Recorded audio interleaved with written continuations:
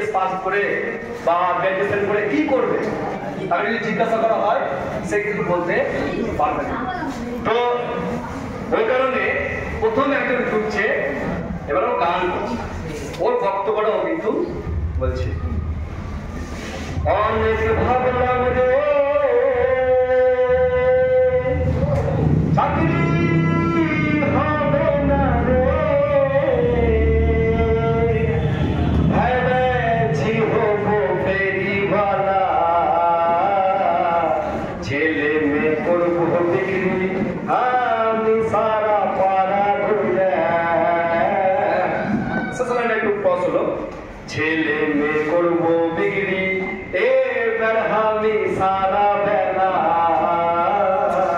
ছেলে মেয়ে করবো বিক্রি এবার আমি সারা বেলা।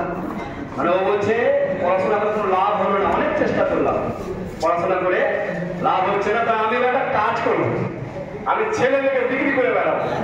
তারা যে বন্ধু বলছে আবে ব্যাগ খাবি, হ্যাঁ কার ছেলে দিতে যায় কার মেয়ে দিতে যায়, ম্যাচ হবে তো অবস্থা হবে। বলছে না আমি চারটা ছেলে বিক্রি করে বেড়াবো না, যার যেসব বাড়িতে বিবাহযোগ্য মেয়ে এবং বিবাহযোগ্য ছেলে আছে তাদেরকে আমি তাদের ছবি নিয়ে জায়গায় জায়গায় ঘুরে বেড়াবো। কি করবে কিসের কাজ? ঘটকের কাজ করবে, কারণ ঘটকের কাজে একটা লাভ আছে, দুই দিকে লাভ আছে। যার বাড়ির প্রস্তাব যাবে তার বাড়ি থেকেও লাভ আছে, যার বাড়িতে প্রস্তাব দিবে তার বাড়িতেও কিন্তু লাভ আছে। প্রথম দিনের বক্তব্য বলে দিল। এবার দ্বিতীয় জন এবার নিজের বক্তব্য বলছে, এদিকে দেখো ভালো আছে না। দ্বিতীয় জন বলছে দেখো ওর বক্তব্যটা বলছে,